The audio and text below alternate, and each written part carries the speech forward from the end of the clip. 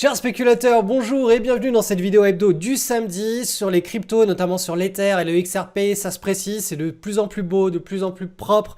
Je vais vous expliquer pourquoi. Et pourquoi, eh bien, l'Ether reste moi de mon point de vue en tout cas, l'un des meilleurs paris à surveiller pour surfer le potentiel nouveau bull market. Donc pas le Bitcoin, mais l'Ether cette fois-ci, je sais, hein, je trahis le Bitcoin des deux derniers bull market, on a pu surfer, on l'a surfé de manière excessive, et bien là potentiellement ça va se passer sur l'Ethereum. Je vais aussi faire un point d'intérêt sur un point sur les taux d'intérêt, vous verrez que potentiellement ça y est c'est la fin des hausses des taux d'intérêt et on a trouvé le bas de marché, ce qui pourrait littéralement dégager des quantités astronomiques de liquidités sur toutes les classes d'actifs à risque et on retombe sur le scénario que je défends depuis 2023, à savoir quand les taux d'intérêt vont se relâcher, et ça arrivera bien plus tôt qu'on le croit parce que dans les vagues d'inflation il y a toujours des vagues de relâche, et bien ça a des impacts très très positifs sur les actifs à risque comme les cryptos, les actions. Ça a un impact positif aussi sur les obligations à moyen et à long terme qui se remettent à monter très fortement parce que les taux d'intérêt baissent. Et bien notamment sur l'or, vous le verrez si on reste en cycle de taux d'intérêt réel négatif, ce qui sera probablement et fortement le cas. Donc toutes les classes d'actifs qui deviennent corrélées pendant quelques mois, voire quelques trimestres, en se mettant à monter, c'est un scénario qui est déjà arrivé, qui arrivera encore, et je pense qu'il arrivera en 2024, à l'issue du premier trimestre 2024. Donc suivez bien cette vidéo si vous voulez comprendre cette image mentale, ce scénario que je défends depuis 2023. Là, on est potentiellement avec la fin de la hausse des taux d'intérêt, en tout cas pour 2024. On commence à voir ce scénario se construire. Excellente vidéo à vous, c'est parti. Allez, analyse des cryptos cette semaine, je commence par l'Ether, parce que l'Ether, j'adore ce qui est en train de se passer. Ça y est, ça fait 1, 2, 3 semaines qu'on est en train de consolider sous la résistance. Vous voyez qu'on a cette grande tasse et potentiellement cette petite anse en formation. Si on pouvait continuer comme ça pendant quelques semaines, on aurait vraiment quelque chose de très très très sexy pour pouvoir se positionner éventuellement et surfer le nouveau bull market.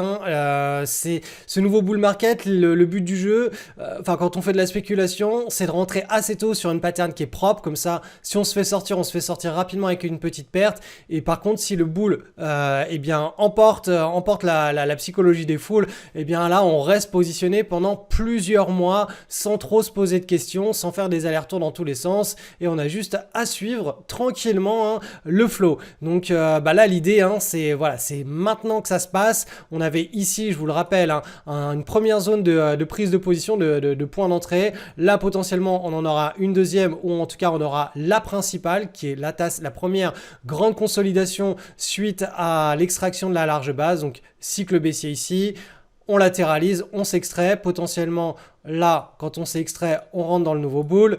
Là ici on a la première grande consolidation du nouveau bull, et ici on a là la petite zone de prise de position si on a le breakout qui se présente juste après avoir eu une belle consolidation.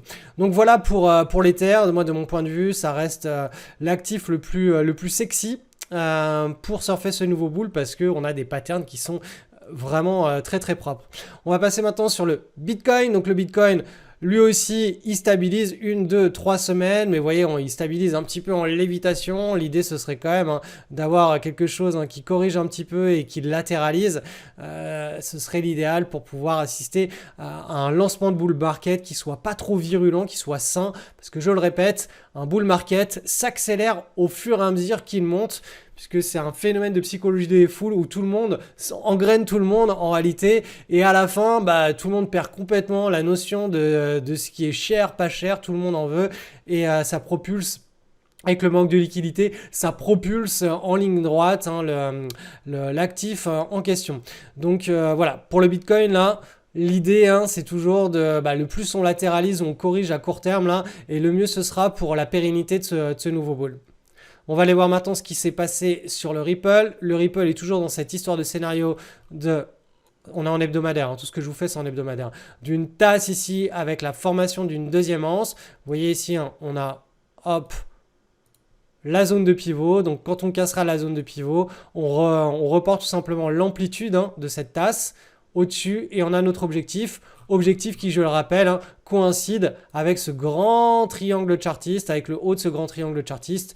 Et si par la suite, en 2024, on venait à casser ce triangle chartiste, ça pourrait propulser, donc ici, hein, la taille de ce triangle, on la reporte ici, ça pourrait propulser le Ripple bien au-dessus sur des niveaux assez... enfin, moi que je qualifierais de stratosphérique, d'où l'importance de chaque année trouver des paris qui ont des potentiels assez hors du commun. Et là, on ne parle pas de quelque chose de complètement lunaire, on parle simplement d'un actif qui a déjà fait ce genre de mouvement-là à de nombreuses reprises. Hein.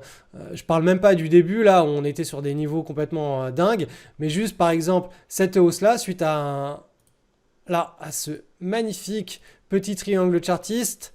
Cette hausse était de l'ordre de 2300%. Cette hausse intra-range au sein du triangle, ici, elle était de l'ordre de 1200%. Donc cette hausse ici, elle serait de l'ordre de 1000%. Donc là, on ne parle pas du tout de quelque chose d'inconcevable, de tout ce que vous voulez, comme on me le dit régulièrement. Non, on parle juste d'un actif qui régulièrement enregistre ce genre de mouvement. Simplement, il l'enregistre quand il sort d'une base de compression. Une base de compression, c'est quand les prix stabilisent, comme ceci, comme ceci, comme ceci, et comme ça a été le cas ici.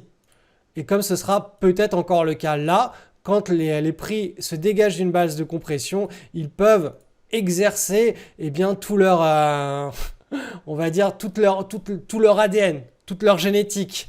Et la personnalité d'une crypto, c'est d'exploser littéralement à la hausse. Et alors, on a l'impression que cette classe d'actifs a été bâtie pour la spéculation et pour les bons spéculateurs. C'est juste absolument hors du commun. C'est pour ça que ce nouveau bull market devrait être très très sympathique s'il se met en place.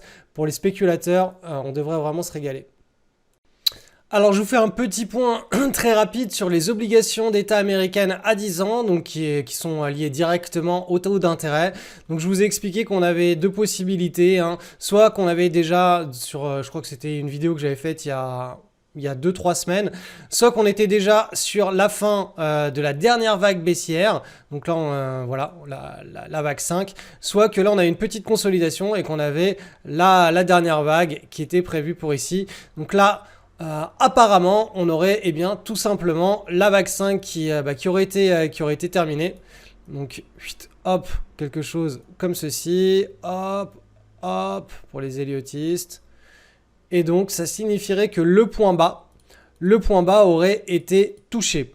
Donc, affaire à suivre, parce que là, on a un sacré rebond. Hein. Maintenant, pour s'extirper de cette tendance baissière, il va falloir à minima casser cette trendline en pointillé, consolider, faire quelque chose qui ressemble à cela.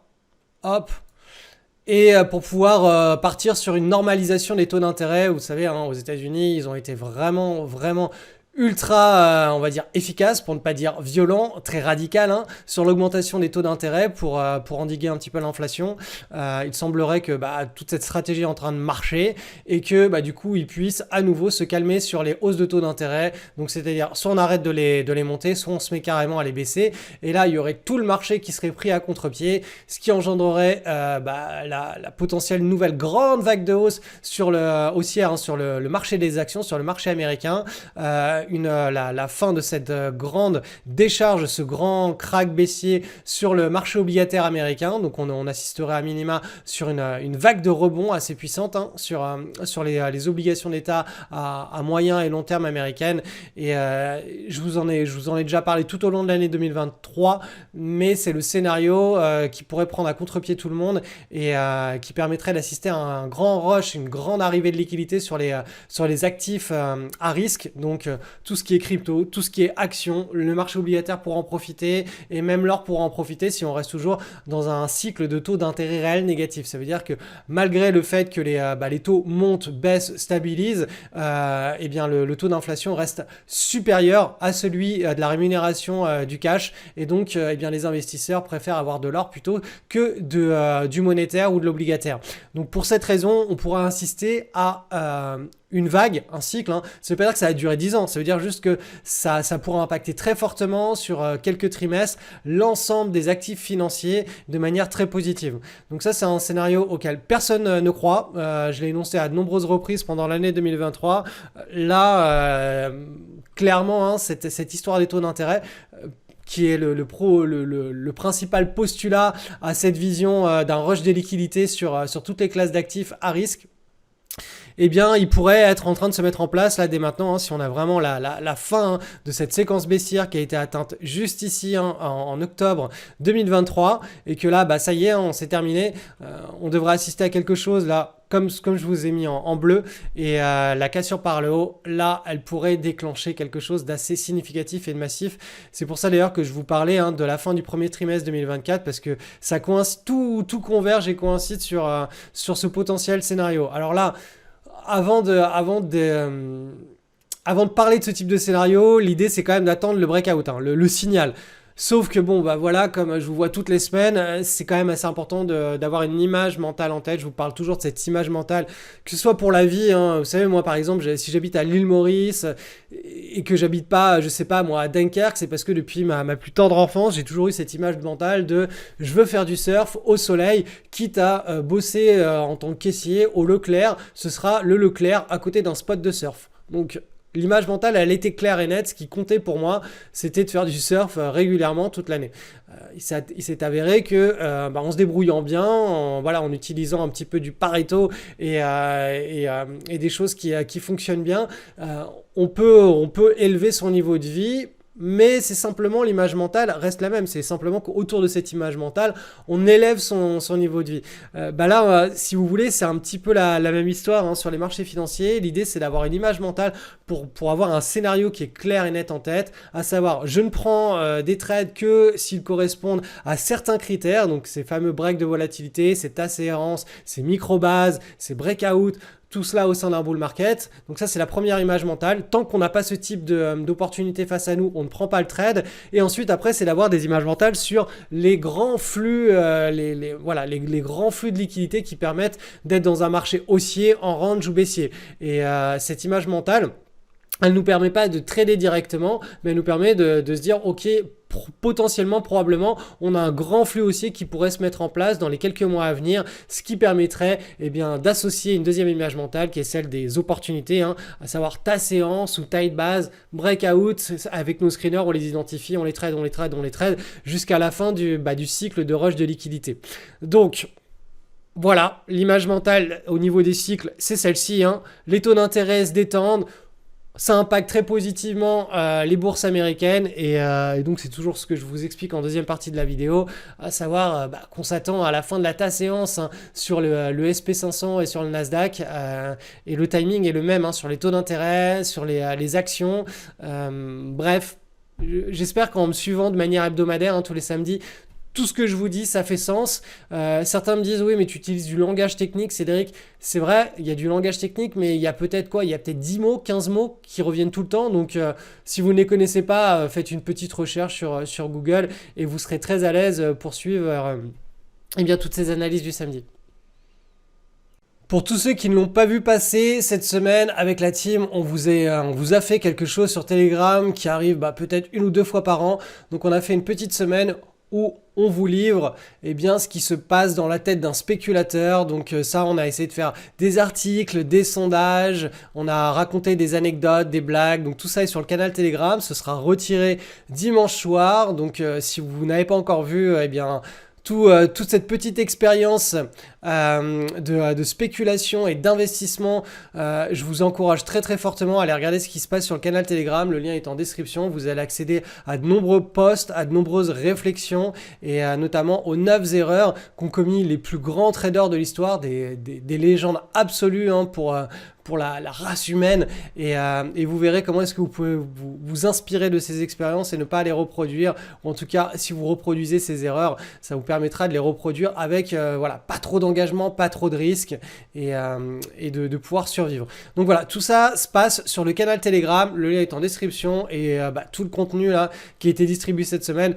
sera retiré dimanche à minuit on clôturera cette semaine de canal Telegram et on fermera aussi l'espace de discussion. Donc vous pouvez discuter, laisser des commentaires et puis là, interagir avec moi ou tout simplement avec la team au sein de ce canal Telegram jusqu'à dimanche soir. Autre chose, suite à cette petite semaine sur Telegram, vous avez été nombreux à me demander la réouverture des packs à moins 40% qui avaient été proposés pendant le Black Friday. Donc c'est chose faite, à nouveau, là, boum, jusqu'à dimanche minuit pour fêter et finaliser cette semaine sur Telegram. Vous avez le pack Swing Trader professionnel avec mes 7 formations au Swing Trading Daily qui est inclus dedans et l'accès au canal privé cette fois-ci, l'anti-sèche du spéculateur qui est inclus. Si vous avez quelques formations au Swing Trading et que vous voulez compléter votre pack, envoyez-moi un mail, ça vous donnera l'accès tout simplement au canal privé, le canal l'anti-sèche du spéculateur. Et idem, si vous voulez compléter votre pack l'investisseur long terme, donc qui est tout simplement mes 5 meilleures stratégies passives ou semi-passives pour une rentabilité hors du commun sur le long terme, eh bien vous avez accès au pack à moins 40%, ou si vous m'envoyez un email, vous pouvez tout simplement compléter votre pack à moins 40%. Tout cela est relié au canal Telegram et tout cela se terminera en même temps que la petite semaine sur Telegram dimanche soir à minuit. Semaine très fortement haussière sur l'or, donc là on est sur l'or coté en euros, regardez cette belle semaine de hausse, on arrive à nouveau sur la zone de résistance qui je l'espère ne sera pas franchie directement au cours des prochaines semaines parce que l'idée là comme je vous le répète pour avoir un trade parfait c'est d'avoir une petite consolidation qui dure au moins quelques semaines et qui permette ensuite de s'extraire avec beaucoup de force et c'est un petit peu comme si vous escaladiez une montagne et que vous n'aviez pas dormi depuis 3 jours. Vaut mieux dormir au moins 2-3 jours et ensuite commencer l'escalade de la montagne. Là c'est pareil, l'idée c'est de dormir un petit peu là pour bien se reposer et ensuite mieux repartir.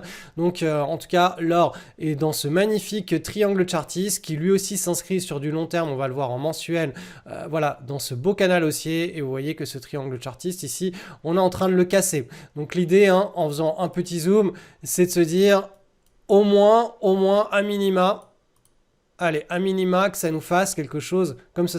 Donc un premier creux, un deuxième creux et ensuite la cassure.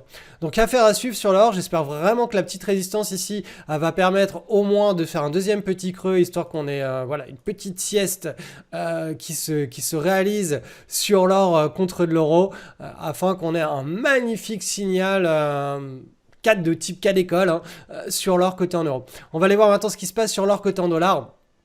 Et là, lui, bam, il a carrément cassé le canal en pointillé. Donc, je vais l'ajuster de manière horizontale. Voilà.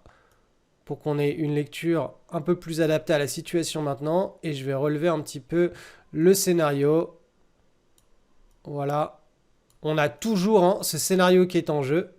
Je l'adapte juste à la situation actuelle. Donc, vous voyez, on a cette zone de résistance historique.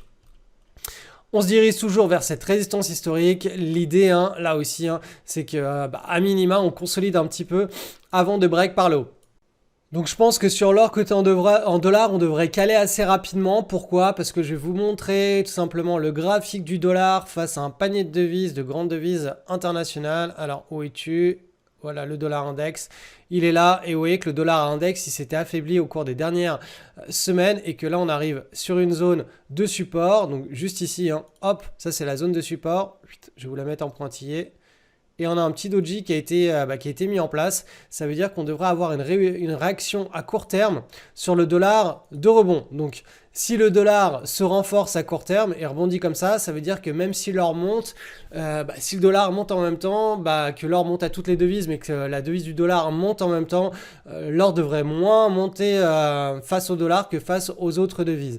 Et on va le voir aussi sur l'euro contre le dollar. L'euro, lui, qui avait engagé ici un breakout vers le bas, donc qui a fait sa première vague, il est venu ici tester cette zone qui est maintenant une zone de résistance. On voit que là, on a du mal ici, donc très probablement, à court terme, l'euro devrait s'affaiblir contre le dollar. Donc, on a vraiment un scénario qui est convergent sur le dollar. Le dollar devrait en principe s'apprécier au cours des prochaines semaines face à l'ensemble des devises du monde entier. L'euro, lui, devrait s'affaiblir face au dollar. Et donc, ça signifierait, si je retranscris cette analyse sur l'or, eh bien, ça signifierait que l'or face à de l'euro pourrait assez rapidement breaker par le haut, même genre en ligne droite carrément. Par contre, l'or coté en dollars devrait véritablement stagner sur cette zone de résistance pendant quelques semaines et on aurait vraiment ce point dur là qui stoppe en quelques semaines l'or face au dollar. Donc je sais pas si ça fait sens tout ça pour vous, mais voilà, tout ce que vous devez retenir, c'est grosso modo l'or arrive sur une zone de résistance historique, on arrive à maturation sur ces patterns là, sur cette pattern on arrive sur la fin et que tout breakout haussier engendrerait un signal de top départ d'une nouvelle vague haussière très significative sur l'or, quelle que soit la devise contre laquelle l'or est coté. Analyse du SP500 avec une nouvelle semaine de hausse, donc on est sur 1, 2, 3, 4, 5 semaines de hausse d'affilée. Je vous rappelle que l'image mentale que l'on doit conserver, c'est cette grande tasse et cette anse, et on est dans la construction de l'anse. Donc petite partie de ping-pong attendue entre la résistance historique actuelle, on est sur la zone des plus hauts de marché, et le bas là de ce triangle pour qu'on ait véritablement cette contraction de la volatilité et ensuite éventuellement une cassure par le haut pour lancer le nouveau bull market. Et l'image à beaucoup plus long terme en mensuel et celle de la continuation de ce bull market depuis la crise financière de 2008. Et vous le voyez, cette belle marche d'escalier en tasse et anse dans cette petite ellipse là, on aurait l'anse en construction au cours des prochains mois. Et très probablement, voilà, à la fin du premier trimestre 2024, on pourrait s'affranchir de cette grande résistance historique et puis continuer tout simplement ce scénario de grand bull market. Donc on a exactement le même type de situation sur le Nasdaq en mensuel. Je vous rappelle qu'on a cette grande tasse et on serait dans la construction de l'anse sur la résistance historique. Et en hebdomadaire, en faisant le petit zoom, on se rend compte que là, voilà, cette semaine, on a eu une semaine de pause avec un petit doji qui devrait marquer donc la zone à très court terme ici de résistance qui coïncide aussi avec la zone de résistance historique et on pourrait dans les semaines à venir, éventuellement dans les mois à venir, commencer à consolider. Alors là je vous l'ai mis en assez long, je pense que ça pourrait être un petit peu plus court dans le temps, quelque chose comme ceci, hop, et casser et partir vers le nord. Sur la fin du premier trimestre 2024. Donc voilà, pour les indices américains, on continue la petite partie de ping-pong, on est sur une zone de résistance et on s'attend à ce que la volatilité continue à baisser au cours des prochaines semaines et des prochains mois avant éventuellement de s'affranchir de la résistance historique pour relancer ce cycle à très long terme que l'on voit bien en mensuel, relancer la dynamique de hausse, continuer la dynamique de hausse à long terme. Allez, sur l'Europe et l'Allemagne en particulier, le DAX, une nouvelle semaine de hausse. Donc ça nous fait 1, 2, 3, 4, 5 semaines de hausse sur cet indice. On arrive sur la petite zone de résistance, donc petite partie de ping-pong qui devrait s'arrêter entre les gens du Sud et les gens du Nord. Bien entendu, ces parties de ping-pong finissent toujours par trouver un vainqueur et on a un des deux niveaux qui est cassé, soit par le haut, soit par le bas. Mais on s'attend davantage à ce que, voilà, on continue une petite latéralisation et qu'on continue à casser les niveaux par le haut. Pourquoi ? Tout simplement parce que quand on affiche un graphique à très long terme, donc en mensuel, on a ce long canal haussier et donc on a davantage tendance à se déplacer vers le haut, vers le nord et donc à casser des résistances. Et là, vous voyez, ça fait quand même depuis l'été 2021 qu'on n'a rien cassé, qu'on stabilise, qu'on latéralise et on le voit là, la volatilité est en train de se tasser et l'idée ce serait d'avoir quelque chose comme ceci, tac, tac, et puis boum, on casse vers le nord et on peut recommencer à lancer une nouvelle vague haussière au sein de ce long canal haussier. Donc ça c'est le scénario pour le DAX. On va passer maintenant sur le CAC 40, donc en hebdomadaire. Là aussi, nouvelle semaine de hausse, on se dirige tranquillement vers la zone de résistance. On est dans ce petit triangle chartiste avec la partie de ping-pong et éventuellement d'ici la fin du premier trimestre 2024, un breakout vers le nord. Et on le voit ici, pas besoin de vous mettre l'image en mensuel, mais on a cette tendance haussière de fond donc qui devrait très probablement suivre le scénario des indices américains, le scénario du DAX et si on a une cassure après la latéralisation, donc reprendre une belle vague d'impulsion et peut-être aller chercher le haut du canal. Donc voilà, pour les indices européens comme américains, en gros, en somme, on arrive sur des zones de résistance et on devrait soit s'affaiblir à court terme, soit au moins avoir la vision d'une latéralisation qui se poursuit au cours des prochaines semaines et des prochains mois avant la continuation du bull market. Donc avant de nous quitter, je vous invite très très fortement avant dimanche soir à aller regarder ce qui s'est passé cette semaine sur le canal Telegram. Tous les posts sont encore visibles, vous pouvez absolument accéder à tout. C'est une espèce de mini formation sur l'investissement et la spéculation qu'on vous a fait avec la team tout au long de cette semaine. Et vous pouvez y accéder encore jusqu'à dimanche, et bien tout simplement à minuit. Et puis pour tous ceux qui veulent compléter cette expérience, aller plus loin, j'ai réouvert tout ce qui est en rapport avec le canal Telegram, à savoir l'offre Black Friday à moins 40%, à savoir le pack Swing Trading Pro avec les 7 programmes. Vous pouvez le compléter en m'envoyant un email à moins 40%, et les 5 meilleures stratégies avec, sur le placement à long terme, avec le pack l'investisseur à long terme, où vous avez des approches passives ou semi-passives. Là aussi, vous pouvez soit réserver ce pack, soit le compléter en m'envoyant un email pour moins 40%. Tout cela est associé au canal Telegram et sera retiré définitivement dimanche soir à minuit. Il n'y aura plus d'offres, il n'y aura plus de canal Telegram, enfin tout le contenu du canal Telegram sera retiré et l'espace de commentaires et de discussion du canal Telegram sera terminé.